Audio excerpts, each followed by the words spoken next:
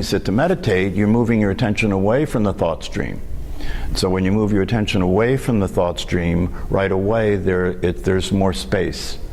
Because thinking is a linear thing that's time-oriented, so it's thought after thought after thought. When you move your attention away from the thought process, you're moving away from the linearity, you're moving away from time. You're moving into awareness. And the moving into awareness allows you to experience a little bit of what it's like not to be conditioned, not to know what you think you know through thinking, but to be kind of free from that a little bit. And so that kind of feels expansive, right? And then another way to talk about this is as you practice meditation and you spend more time out of your mind, so to speak, you know, spend more time just sitting there being aware without judging, that it's kind of like when a rocket takes off and it's breaking through the atmosphere, there's a lot of resistance, right, through the gravitational field, but as it gets further away from the gravitational field, there's less and less resistance until it gets to a point where there's no resistance and it's just free floating, just kind of in the flow. So that's another way to think about this, that as you meditate, as you spend more time away from thinking, you're spending time in an alternative reality, a reality that is not using thought to be aware of what's going on, but a reality that is awareness itself. And the teachings that are the foundation of meditation practice really were all about the idea of getting out of this default state of mind that human beings find themselves in that results in a lot of suffering. That's why in a lot of the teachings that are the foundation of meditation practices, they talk about liberation, they talk about ending suffering. Even the word enlightenment, you know, a common definition of enlightenment is cessation of suffering. So what do we mean by suffering, right? Well, what we mean by suffering is the ordinary way that most human beings are experiencing their life is what we mean by suffering. Well, what does that mean? Well, it means that most human beings are experiencing their life with an ongoing relationship to what's happening that is in conflict. An ongoing relationship to what's happening that's in conflict. Meaning that there are things happening that are not consistent with what you want. There are things happening that are not consistent with how you want it to be. And this is an ongoing process, and this process plays out in the thought stream and in the emotional awareness. And it plays out in terms of the experience of anxiety, apprehension, reactive thinking, reactive thoughts. You know, whenever a thought arises that is a thought about what's happening, that's doubting it, judging it, resisting it, reacting to it, being angry about it, you know, that's a thought that is associated with emotions that are related to those kinds of thoughts, like anger, fear, frustration, sadness, and so forth. And when that happens consistently for people, they become depressed, right? If it happens consistently for people and it results in them having a negative, the lens of their perception becomes consistently negative, consistently feeling burdened, you know, and then there comes this sense of futility and resignation, like, you know, this is never going to end, and that results in what's called depression. Or it can go the other way, where somebody is experiencing a lot of anxiety all the time, and that anxiety becomes so consistent that it begins to dominate their experience, and then you have an anxiety disorder. And that anxiety disorder can result in withdrawing from life, you know, because you just can't deal with it. You're too anxious, you're too fearful. Starts to determine the way you're behaving, starts to determine the way you interact with the people around you, even the people you love. So whether it's anxiety or depression, those things can happen. And then So what we're talking about here is that, meditation can really be psychotherapeutic, in the sense that if you're sitting still and paying attention and moving your attention away from the thought stream and becoming more and more familiar what it's like to be in this state of awareness that has an expansive feeling to it, that's attractive. But then you see, if you practice meditation for any length of time, you'll find that while that's the case, there's another side of this that's also happening, and that is that the state of mind that you're leaving will throw up thoughts to bring you back. Right? So when you practice mindfulness meditation, you practice being aware of the breath, and then a thought comes into the mind that pulls your attention away from that, and that thought may go on and lead to other thoughts, and you may be away for a while, and then you wake up again and say, oh, I'm supposed to be paying attention to the breath, and you bring your attention back. And that's the practice, and when you do that practice, it has to be without judgment or evaluation. Otherwise, you're just going to spin your wheels, right? Because you're going to think, I'm not doing it right, I got to try harder, etc., etc. And the reality of meditation is that it's not something that you do. And that's consistent with something that you said, that meditation happens. It's not something that you do. It's something that happens when you stop doing, right?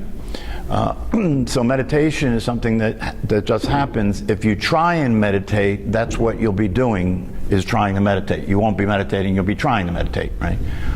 Or if you're meditating and the state of mind that arises when you're sitting in meditation starts to attract your attention, you may, without necessarily realize it, not be meditating anymore, but waiting. Right? You may find yourself having this sense of, anticipation about when's this going to be over, how long has it been, right? And you may feel restless, and the restlessness starts to have you be waiting for it to end, and so forth. So there are common things that happen when people sit in meditation. So one of the things that I think is important if you're interested in establishing meditation practice is to learn about meditation and really come to a clear understanding about what is going on when you're meditating. If you are meditating and you feel this attraction and you feel this pull, which is common for people, there's something feel good. There's something that feels good here. There's something that's expansive here. There's something that's different about this. I'm not, when I'm not in thought and I'm just sitting there being aware, there is an experience of freedom in a sense. There's an experience of being kind of at home, a sense of being grounded, a sense of there being something here that's different than the way things typically are. There's something available here that isn't constantly changing all the time. Awareness is not ever changing, right? And so it gives you kind of an experience of relief from having to deal with that which is always changing. That's one of the difficulties of a human life, is that life is always changing. Not only is it always changing on the outside world, but it's always changing on the inside world. Your thoughts constantly change, your feelings constantly change, your physical sensations constantly change. So you got a state of constant change in the inner world and a state of constant change in the outer world, and you're trying to get some way of being consistent. And one of the things we do as human beings to try and deal with that is we get married. Right? Because you fall in love with somebody, right? And you want to have predictability. You want to be able to predict something in your life in the future, right? But you know yourself well enough, and the other person knows himself well enough to know that they can't they can't depend on their own experience to get them through in a relationship. So you have to get a legal contract, right? The other person's legally bound to be with you, right? And then you can relax and start and stop being so nice. Then you can relax and really tell them what you think, right? Because now it's going to be hard for them to leave. But this is the kind of craziness that goes on in the world, right? That we, on a certain level, we know we're not reliable. On a certain level, we know we can't trust ourselves, and we project that onto other people. We can't trust them either. And then we have the world that we're trying to live a life in. So one of the things that I think is useful in talking about meditation and the teachings that are the foundation of meditation is to go right to the heart of the matter. I've said here before that a lot of teachers talk about meditation on a very superficial level and talk about stress reduction, you know, that if you meditate you'll be able to relax more, sleep better, etc. Personally, I think that while that may be the case, that if I want you to really deal with the challenges of establishing a meditation practice, I'm going to go right to the heart of the matter, which is enlightenment itself. Go right to the heart. A lot of people don't want to talk about enlightenment because they think that it creates unrealistic expectations. There's so many ways of defining it. You know, it seems airy-fairy, it's spiritual, it's this and it's that. I wrote a book called Enlightenment Made Easy, right? Because I think enlightenment is a good thing for us to talk about, and we don't have to worry about what it means. We can define it very simply, the way I said before, that enlightenment could be considered to be the end of suffering. And again, what is suffering? The end of being at odds with your own life, right? The end of being at odds with your own life, the end of being in conflict with reality, the end of restlessness, the end of being fearful, the end of being anxious. So if you define enlightenment that way, and you talk about meditation as a method that you can use to move toward the realization of enlightenment, it starts to become something that's a lot more profound and a lot more powerful and a lot more meaningful, so that you're willing to do whatever it takes to continue to practice meditation, and you're willing to begin to give attention to the teachings that coexist with meditation. Because it's the two things together that provide the freedom, not just the practice of meditation.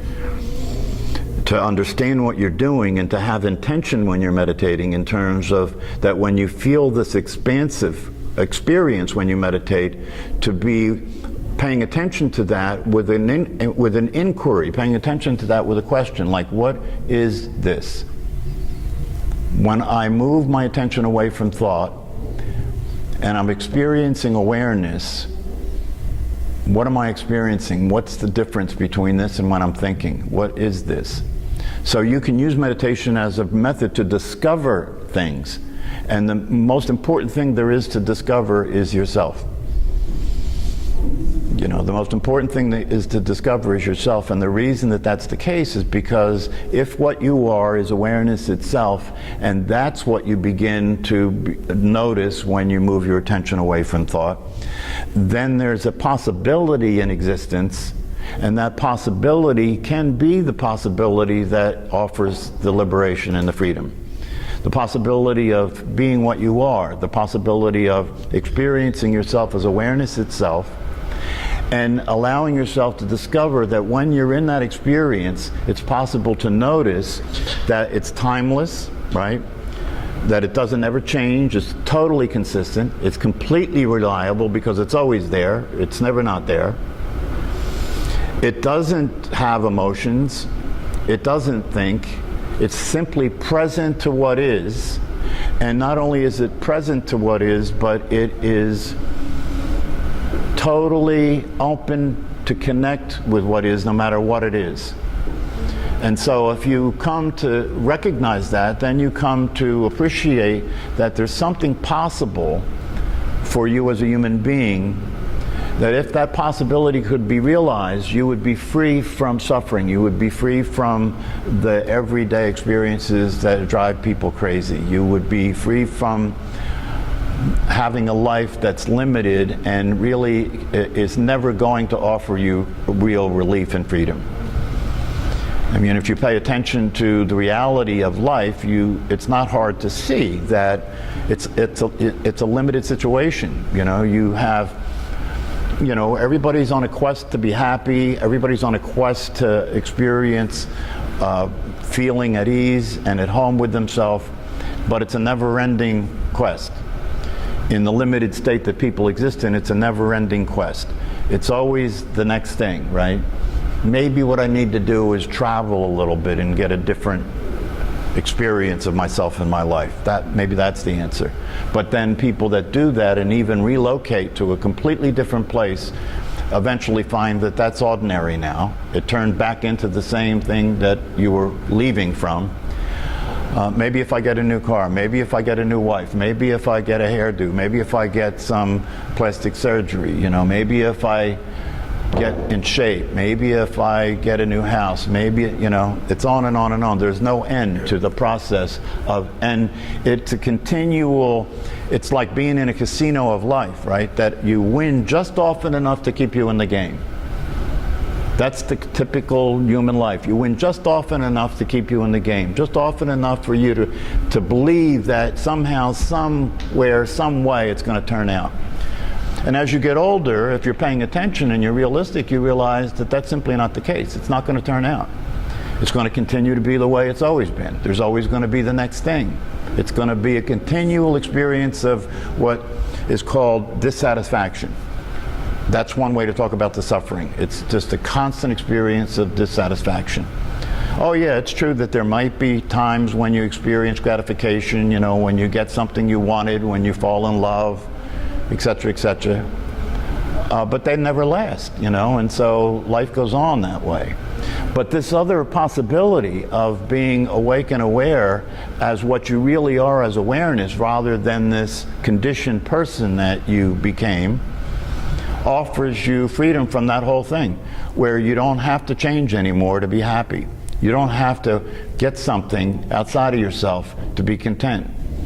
You can be with whatever's going on around you and feel at ease and at home. You can accept life, all of life, the way life is, the good, the bad, and the ugly, without doing anything about it, without trying to accept it, without trying to change it or make it different. This is liberation.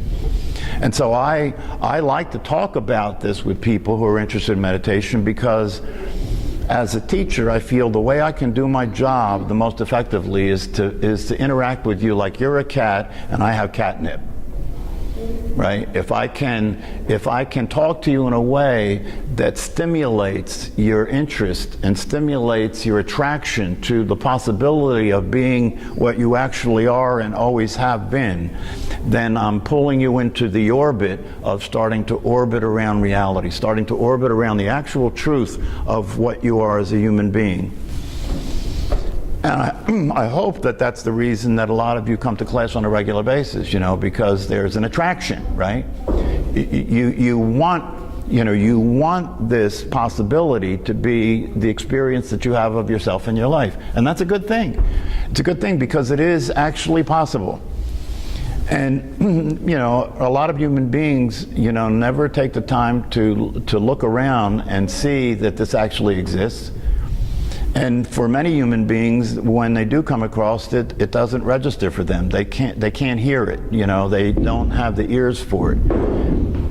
They're stuck in a state of mind that's limited, so they can't hear anything that doesn't fit that state of mind.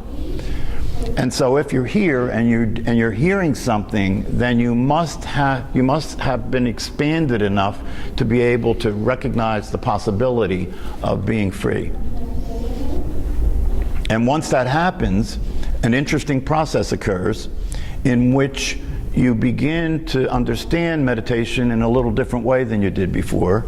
And you begin to see that it's not an end in itself, but rather it is a method, a vehicle that you can continue to use to practice to get more and more familiar with the experience of yourself as awareness. Meditation can be a practice where you get more and more familiar with the experience of yourself as awareness, so that that experience becomes familiar enough, and so that that experience becomes understood as the truth of what you are, that even without meditation, that experience is there. Then the tool that meditation was is no longer needed. You can, it's like they talk about this in the ancient teachings, that you leave one shore, the shore that you leave is the shore where the common way of experiencing yourself in your life exists, where suffering exists. You leave that shore and you use meditation as a raft to travel across this body of water, across this body of consciousness to get to the other shore, and the other shore is the realization of your true nature as awareness itself. It's what Jack Kornfield referred to in the meditation as your Buddha nature. And you don't have to get into any kind of religious notions about this, because what the word Buddha means, the awakened one, and so there's nothing religious about it. It has to do with the reality of the truth, that it's possible for any human being to wake up and experience themselves as awareness itself, which is awakening. That's being awake. That's being awake. And if that's being awake, it means that the ordinary state of mind that most people are living in is not awake. It's very limited. You can only experience what you think. You can only experience the life that you're living as it's presented to you through thought, which is very conditioned and very limited, and so you miss a lot of what's going on all the time. And it's akin to being asleep. So one of the things that it takes to wake up is to recognize that you're asleep and to not be willing to stay asleep and to understand that it's like hypnosis.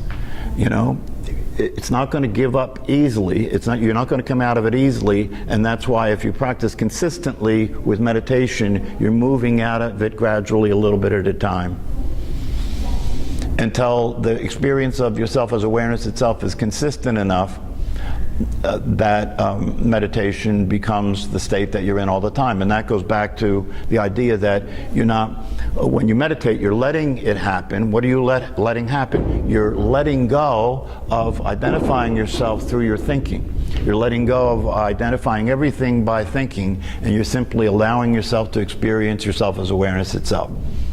Now, you wouldn't necessarily look at it that way or know that that was the case unless you got familiar with the teachings, but that's what the teachings say is happening when you meditate. And so if you do know that, then the way that you can approach meditation can be a little different. You can have intention. You can have an understanding of what's going on, and you can have a higher degree of motivation. To do what? Well, a higher degree of motivation to find the sweet spot when you meditate. Because in meditation, in the beginning when people meditate, it usually goes one way or the other. You usually find yourself being restless and caught up in thought more than you are free from thought. And feeling physical sensations and, having difficulty staying still, etc., etc. So it either goes that way or it goes the other way where you just go unconscious. People just fall asleep.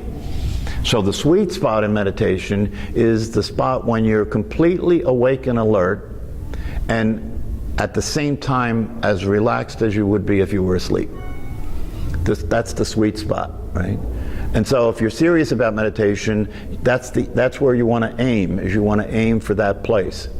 And when you are in the sweet spot, you are experiencing a state of awareness. That's what it's like to be aware, is to be awake, alert, not judging anything, seeing things clearly as they actually are, and then you can take your attention in that state and turn it toward the inner world that you're experiencing and begin to discover the truth about what's going on there. One of those truths that I often talk about is the recognition and the realization that the voice in your head is not you. This is a discovery that begins to open up a completely new realm of possibility, because if the voice in my head is not me, then obviously the obvious next question is, well then who am I? And now you're on to something. Now you're on to a real possibility. And if you're not familiar with the idea that the voice in your head isn't you, then just use your ability to pay attention to watch it, and you'll see the evidence speak for itself. It can't be you. And I can't say this often enough, because this is the heart of the matter. You have to break up your relationship with the thought stream. You have to separate yourself from thinking and know that who you are is not the thinker. Who you are is awareness.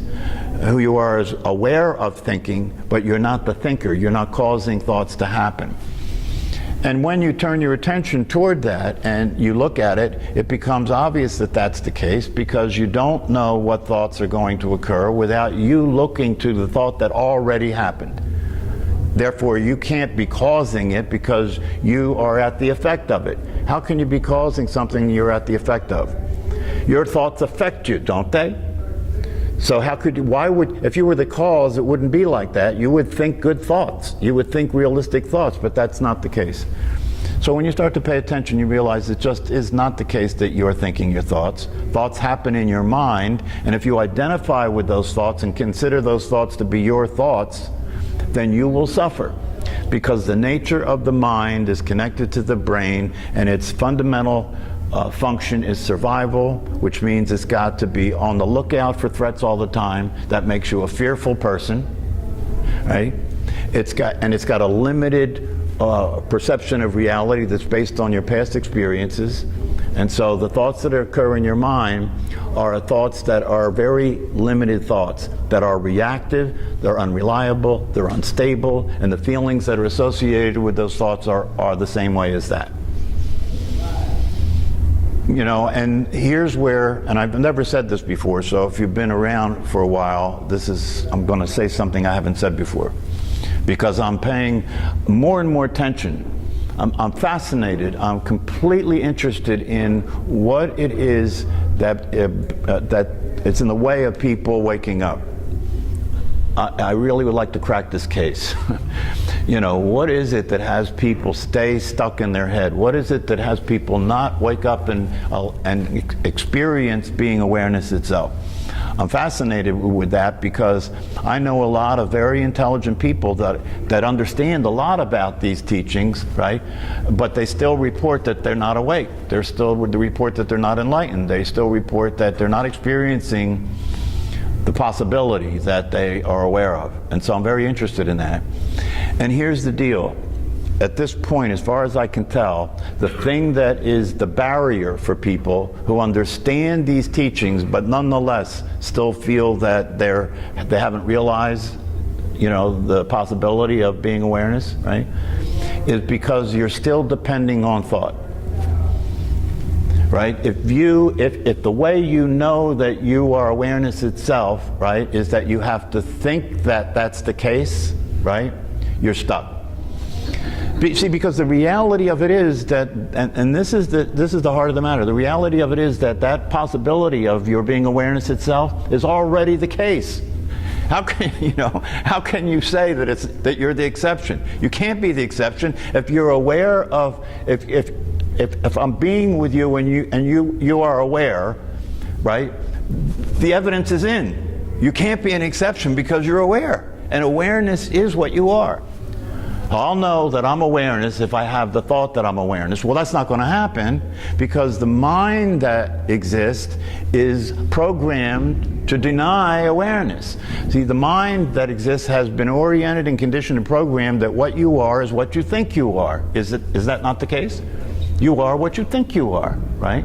Which means you're the body that you think you are, you're the person that you consider yourself to be, your life is the story that you have about yourself, etc., etc., etc. Your brain and your mind have been programmed that that's the case, right?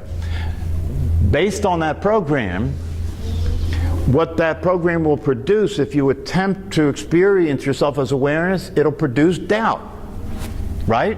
It'll say, come back, come back, you know?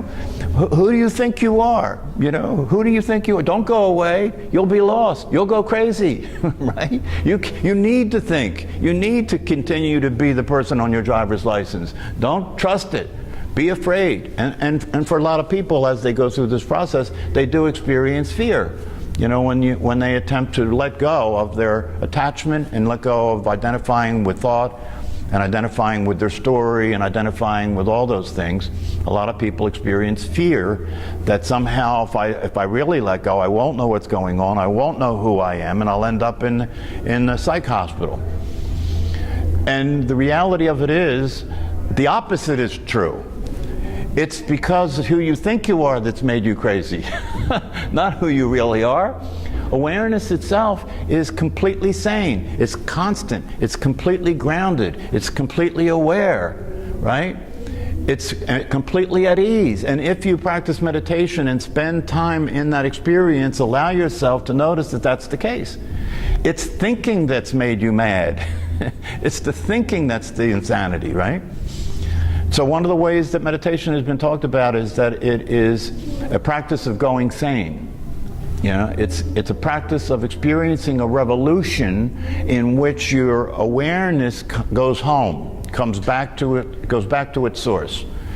And through the practice of meditation and through having a guide and a teacher, you can navigate the process in such a way where you can completely let go and trust awareness. Not only trust awareness, but begin to discover that without awareness you wouldn't have made it this far. You may think that your thinking got you through this far, but I promise you that's not the case. Awareness is what got you this far. I've had experiences in my own life that can't be explained by thinking, and other people probably have too. Most people do. Without any stress, without any strain, without any thinking about things, without any figuring anything out, you could be present in such a way that you could respond to what's going on around you in a very effective way, and experience it being easy and enjoyable and exciting. This is the flow. This is the flow. This is the possibility. And if you look at highly realized people, right, that's what you're seeing. You know, they're completely at ease in all situations.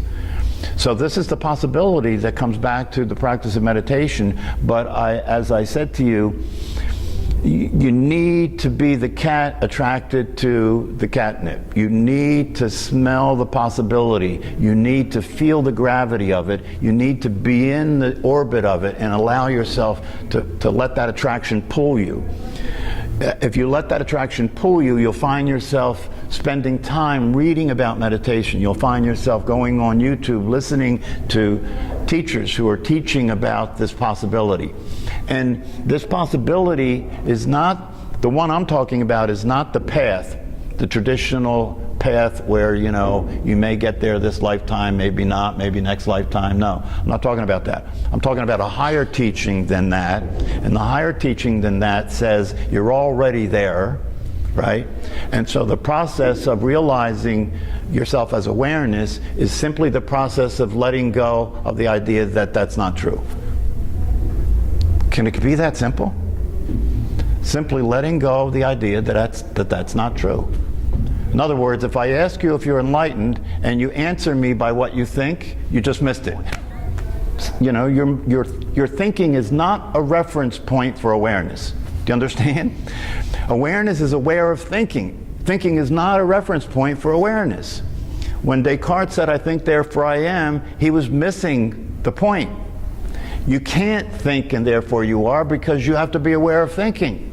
You're there first, and then there are thoughts. You were here as awareness before you had thinking. When you were a child, before you had language, before you had thinking, right? You were here.